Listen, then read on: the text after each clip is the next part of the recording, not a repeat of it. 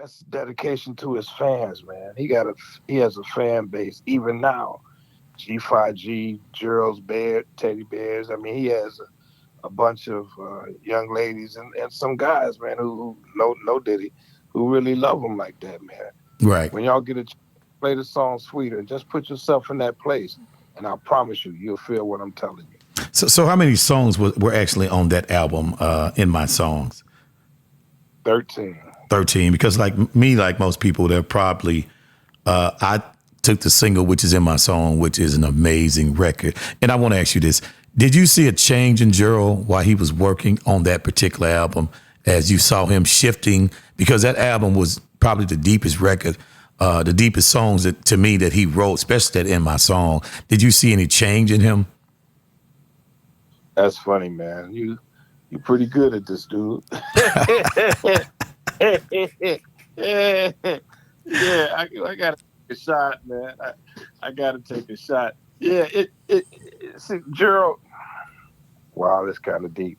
You know, I got a book called My Conversations with G, and I talk about some things that he knew was coming his way, and he just put his all in this. When the title song in my songs, we was on the airplane, the last show that he did in the United States, man, and right before we did Africa, which was the last Father Son song, the last song he ever did, period. But coming home from South Carolina, I told him, hey man, when people produce you, you sing out your butt. But when you produce yourself, you tell a heck of a story.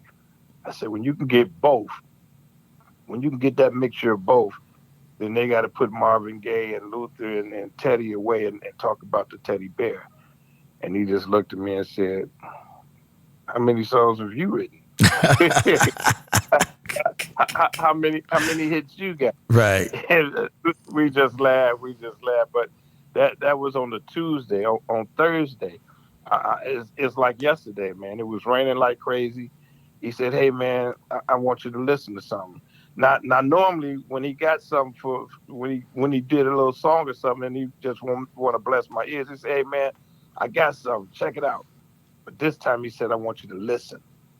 I want you to listen to this, man." And he started playing it. I'm looking out the window, on my knees on the couch, looking out the window, and he played that song, and I was like, wow. He was like, I heard you. I heard what you said. He said, I know you my number one fan. You my guy. You my cat. I didn't. I heard you, and this is what I put together. And man, I was like, wow. I told him, I said, as far as I'm concerned, you ain't never got to write another song in your life.